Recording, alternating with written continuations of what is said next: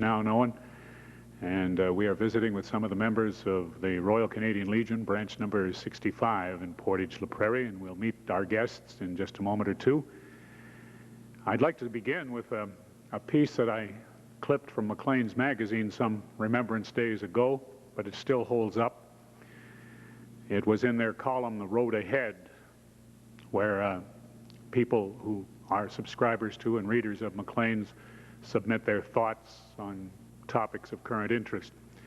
And this particular thought was submitted by Marilyn Baker in Richmond, British Columbia, for the magazine's column, The Road Ahead. And she called her piece A Pause That Refreshes. The observance of Remembrance Day is becoming a distant memory for many Canadians. Some simply do not know why we pause for 2 minutes at the 11th hour of the 11th day of the 11th month to reflect and remember. For many, it is simply a day off work or school, another statutory holiday. For others, with busy lives and important things to accomplish, it's a nuisance.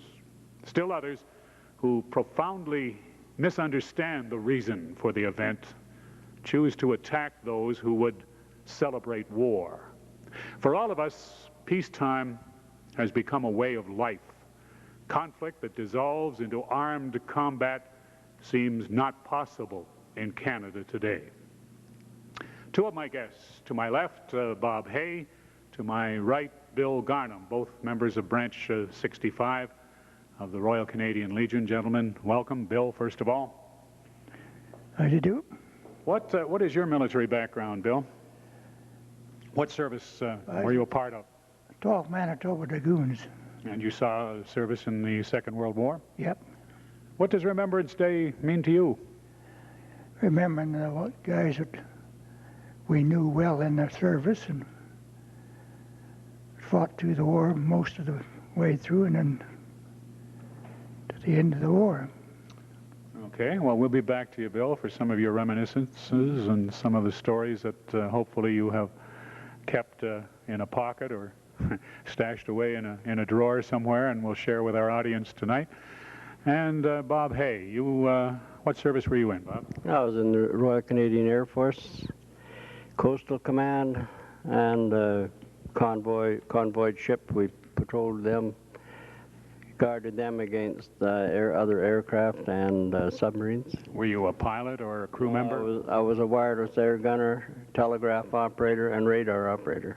So you covered a lot of bases inside the aircraft, huh? Quite a few, right. Quite a few hours, too. Tell me, Bob, what does Remembrance Day mean for you? Remembrance Day to me means remembering those that were less fortunate than ourselves that came back. And you also remember those comrades that did come back and you can brush shoulders with on Remembrance Day. You know, you can talk about old times. Usually they talk about old times after Remembrance Day service is over. And I gather that being members of the Royal Canadian Legion enables you both to keep in touch with old friends and old comrades. Am I right on that? Oh yeah, we have our Army reunion every 2 years in different places, Winnipeg and Verdun. And Bob, you, I imagine, wouldn't want it any other way than to be a member of the Royal Canadian Legion, Branch 65? No, that's right. I've been a member for over 50 years of the Royal Canadian Legion.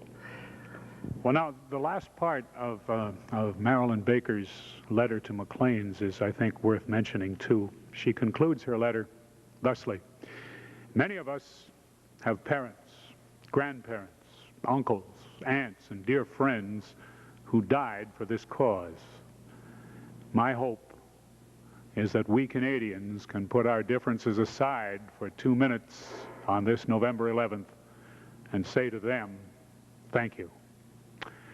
All right, gentlemen, I mean, war was a terrible thing. There's no two ways about it, but I have a feeling that one or both of you may have a yarn to spin here of your experiences in the service that may lighten the proceedings somewhat, because after all, when good fellas get together, I have a strong suspicion that that is part and parcel of what goes on. Bill, we'll start with you. Have you got a story that the folks might like to hear? Yeah, there's one in France where in this orchard, and they had slit trenches there covered with metal to protect them from airburst. And there was an English couple there, two soldiers, and they had a goat with them. And every time a goat would dive for the slit trench, they knew there was a shell coming because the goat was better years than they had. Did the goat survive the war? Or? Well, all the time we were there, they did anyway. Well, okay, it's nice to have a goat around every once in a while, that's for sure. Well, an animal has better hearing than a human being. But it wasn't an official part of any army or anything. They just discovered this goat in some farmer's field, did they? Yeah, it was in the farm place where we were. They didn't have to particularly train him to... No, he knew when to dive in the slit trench. And they were right behind him. Yeah. Okay, Bill. How about you, Bob? Have you got a yarn for the folks? By the way, I should point out that this dashing young gentleman here, and I'll give our camera person a chance to get in on that picture, is indeed Bob Hay from a week or two ago. Maybe a few weeks ago. Well, you look very dashing then in your RCAF uniform, and the same is true in the uniform that you, if indeed you refer to the Legion garb as a uniform. Is that a fact? Well, I suppose you could. I suppose you could. I notice you're well medaled there. Can you give me some idea of what they represent? Well, one, just because you joined the Air Force and served overseas, that's pretty near everybody got a commemorative medal for 1939, 1945, joining service of any kind. You're a Portager by birth, are you? No, I come from Service, Manitoba, actually. I see. And where did you join the RCAF? I joined it in Brandon. That was an air training establishment, was it not? It was, but I started in number 2 Manning Depot. That's where I started my Manning training. So That's where they made sure that you had lots of muscles and give you lots of exercise. that accounts for the shape you're in the picture, right? Could be. Have you got a yarn that you'd like to relate for us? I have quite a few, but possibly the best one that when we came back I was down in the West Indies for about 6 months. When I come back to Moncton, New Brunswick before we disembarked overseas, and there's only 2 Canadians attached to RAF. We flew American aircraft. We were attached to the RAF, and when we come back up to Moncton before we disembarked, they wouldn't give us any leave because the English people, they didn't care where they were for their leave. So this other chap and we took off what you call AWOL. Anyway, and when I got back, I made sure I got back at least a couple of days ahead of our disembarkment. And the other chap, he didn't. He was a little late. And much to our surprise, when we got overseas, coming off the boat, here's my friend waving happily. They've flown him overseas, and we met him on the other side. Well, that's as good a yarn as I've heard. There are more, I'm sure. As a matter of fact, part of the material that I've been able to research comes from the Reader's Digest publication, The Canadians at War, 1939 to 1945. And I'd like to refer to a piece in there that is not quite as happy, I don't think, as some of the yarns that we've picked up here, but it too is reality. And let's face it, war, as we have already agreed, is not a particularly happy time. This particular item comes from a publication called The Scarlet Dawn, and that is a literary work by the Reverend R.M. Hickey, who was a chaplain in World War II. Father, the soldier said to me, you told us if we couldn't write, you'd write for us. Sure, I said, anytime. Any kind of letter, a love letter. I assured him I was a master at love letters, and I'd write just what he said. Dear Mary, I wrote that, I love you. Again, I love you. He kept repeating, I love you. Yes, I said, I have that. Now, how much? I love you. Well, I love you as much as I love the Lord. Heresy? Not at all. That was his way of telling Mary he loved her a whole lot. 6 months later, they were married. 4 years later, one evening during the Battle of Carpiquet in Normandy, I knelt and looked at the lifeless face of the boy who'd had me write that letter. I lowered him into his rough and narrow grave, and as I whispered the Requiem Aeternam, a voice from the past said over and over, "Dear Mary, dear Mary." And when I wrote to tell his wife I had prepared him for death and buried him, that same voice awoke again. I love you as much as... One of the sadder stories from World War II. Now, gentlemen, can you remember any particular individual from your days in the service that, for one reason or another, comes to mind quickly and with some vividness? Anybody that you served with or served under, that an officer perhaps, or a fellow soldier? Well, maybe I shouldn't say this, but when I got wounded in Falaise Gap on the 10th of August, our officer jumped out of the armored car, ran away, and left us there. Oh, that kind of thing happens. Yeah. That was part of the war, too. Yeah. August 10th, what year, Bill? 1944. And if I may ask, what kind of a wound did you sustain? What happened to Well, you? I got some, I still got pieces in my head and my neck yet, and then I got it in the back and the arm. And I'm still carrying pieces with me, but there was other action from August till the following January. But you were back in action after you served a time in sick bay. Yeah. Llyal Owens and I went back on the same plane back into action. Now, there weren't many holidays, were there? No. Well, thank you for sharing that with us. I imagine that certainly it is a memory that is in your foreground every once in a while here lately, too, huh? Oh, yeah. Never forget it. I don't blame you for that. And I imagine you're not the only gentleman who served overseas. Is there any individual, Bob, with whom you served or under whom you served that comes to mind quickly? Not quickly. It would take me some time, I think. I think possibly I enjoyed working with my whole crew. In one instance, I was over in Ireland. We were stationed not too far from Belfast. And as you've heard for many years, the stories about Belfast, we did get on the wrong side of the city. And luckily for me, my flight engineer and another wireless air gunner, radar and wireless telegrapher were with me, and we went on the wrong side. We went into this pub, yeah. And I was very glad that these guys were over 6 feet, protecting a little 5'4" guy like myself. Yeah. I'll never forget that. They protected my leg. A bit of a row and a ruction going on in there? Right. They took me under their wing.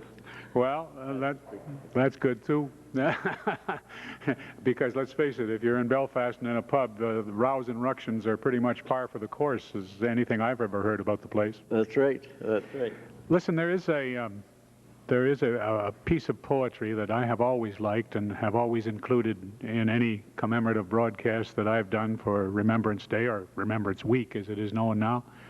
And I wonder if you would mind sharing it with us. It's particularly poignant, and it's proper that it should be read by a former Air Force man. It's called High Flight. Thanks, John. I've heard it many times myself, and it reads, "Oh, I have slipped the surely bonds of earth, and danced the skies on laughter silvered wings. Sunward I've climbed and joined the tumbling mirth of sun-split clouds, and done 100 things you have not dreamed of, wheeled and soared and swung, high in the sunlight silence, hovering there.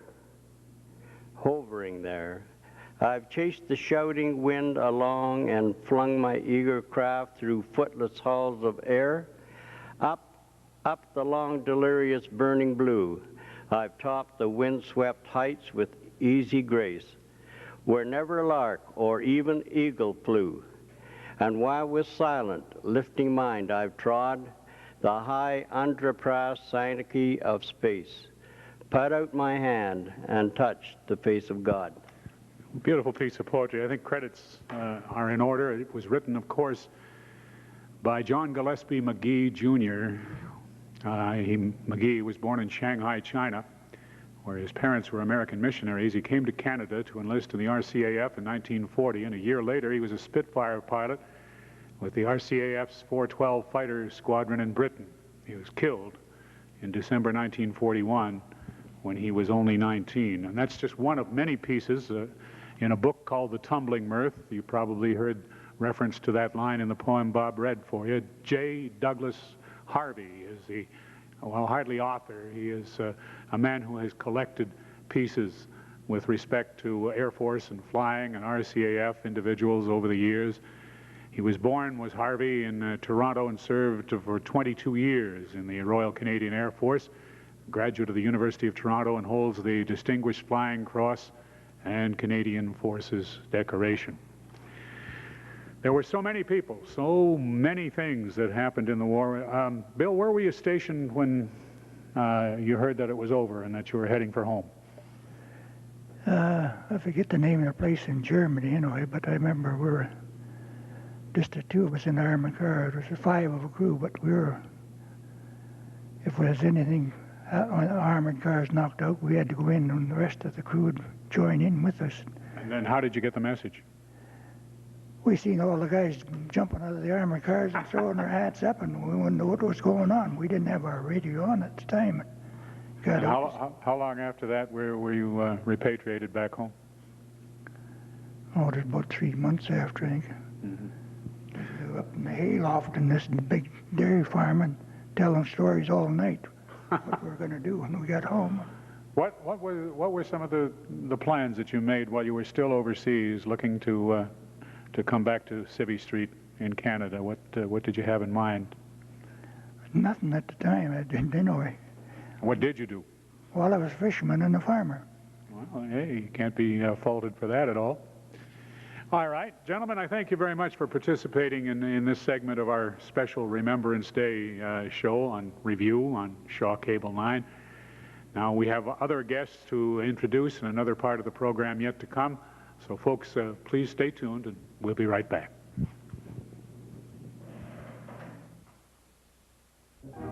Imagine the longest trail in the world. That's the Trans-Canada Trail. I'm Peter Vahid, and I ask for your support in this grand endeavor, a national trail for all Canadians to enjoy. Each donation you give makes a meter of trail. In recognition, your name or those of family or friends will be permanently imprinted in trail pavilions. The Trans-Canada Trail. Call now and put your name on it.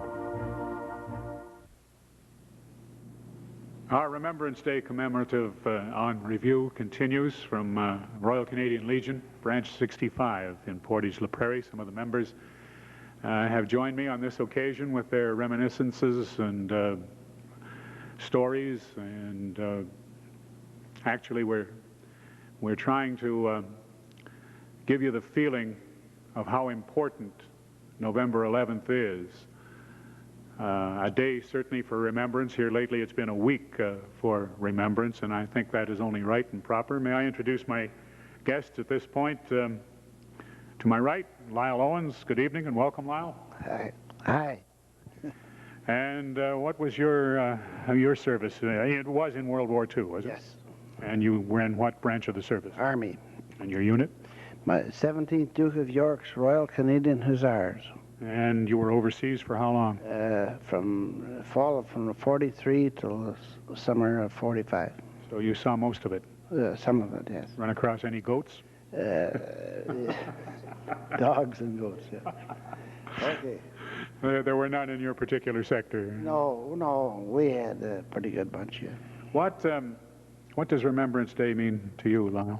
Well, I think it gives the public a chance to remember a few sacrifices that were made by people in all branches of service, men and women.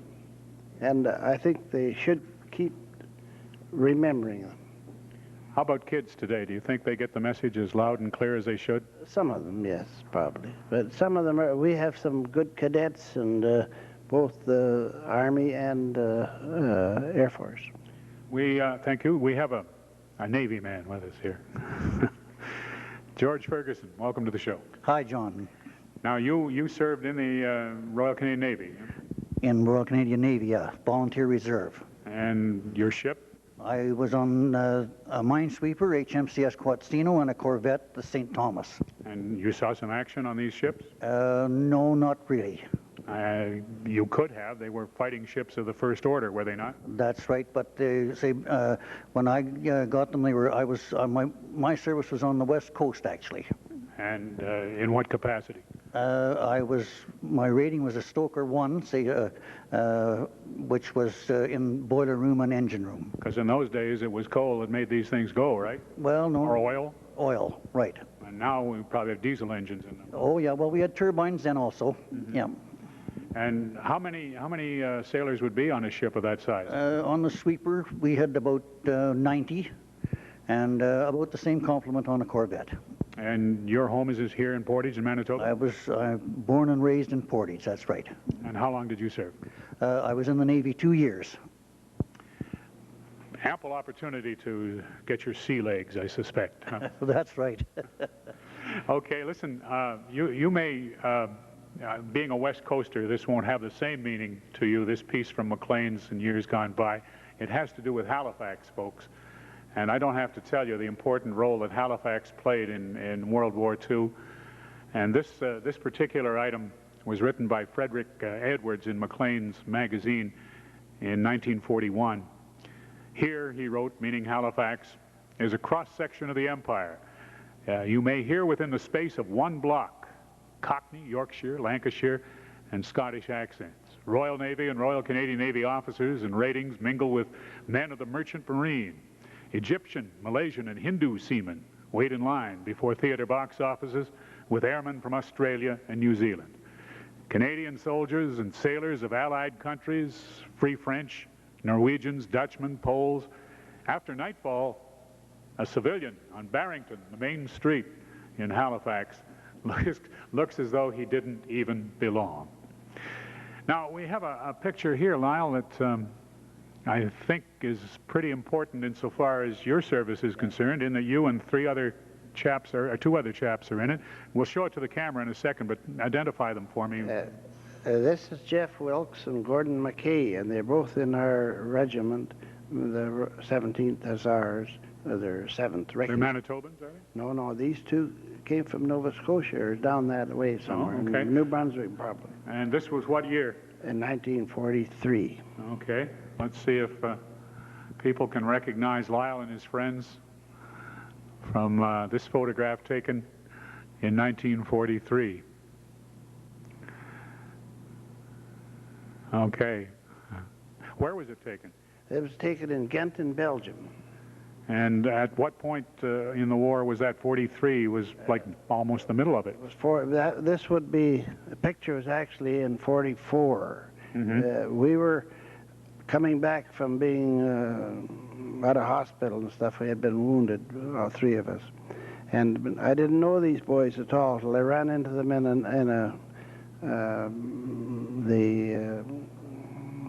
what do you call them? The Canteen? Canteen, yeah. Yeah, but he's not going to say pub on television, you know. We'll accept canteen. Anyway, this fellow was married to this guy's sister. Oh, I see, a family affair, huh? I'd never saw them before. And you just posed for the picture with them?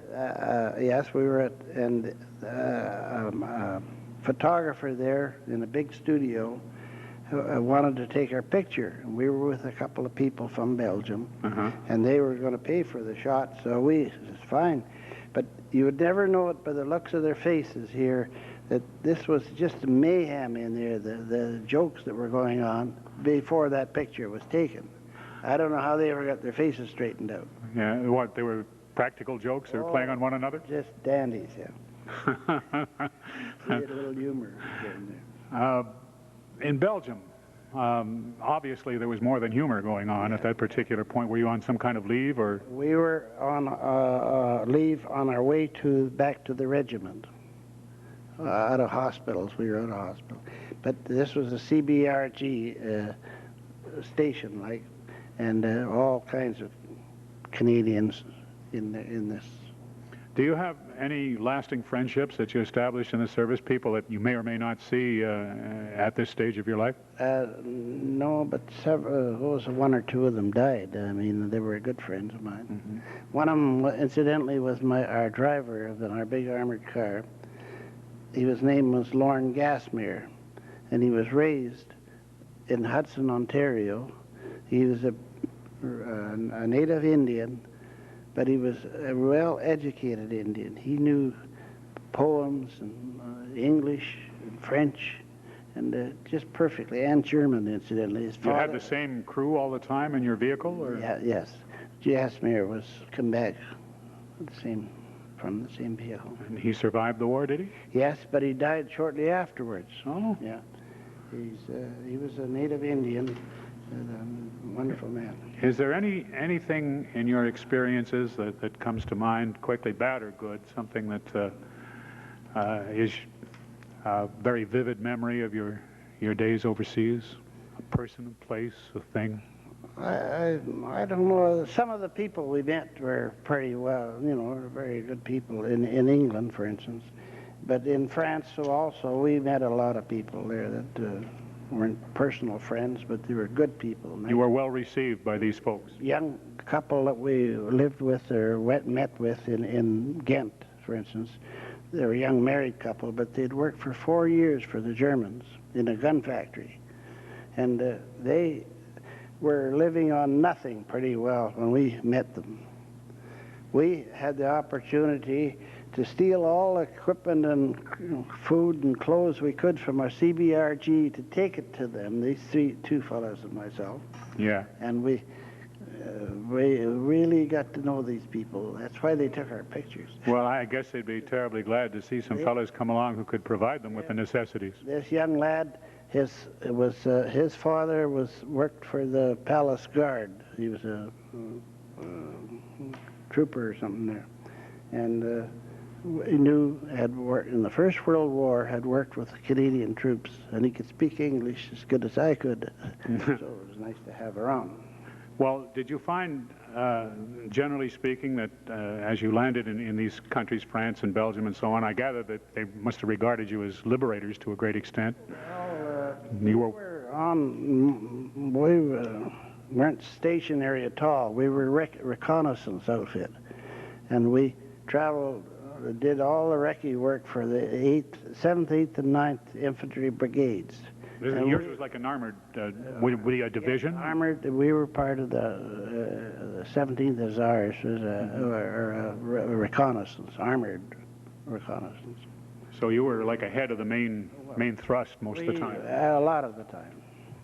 And unhappily, we got checked out pretty good with some of the juries, too. Oh, yeah. Well, you would be in the foreground. Where was your toughest experience? Well, I guess in Falaise Push. We were in a place called Kovicor, and we were flank protection for Polish infantry. And that was about the toughest battle I saw, because they mowed them down in a wheat field just like flies. Well, you were wounded in service? Twice, yes. Once in September 1st in France and once in Holland. But it didn't keep you out of action for too long? I was all the winter in England in hospital. But you went back? Oh, yes. You had no choice in that. You couldn't exactly take a Caribbean holiday or anything, huh? No, we didn't. You must think of these experiences particularly as November 11th rolls around. Yes, I've often thought about things related to that. Okay, let's talk.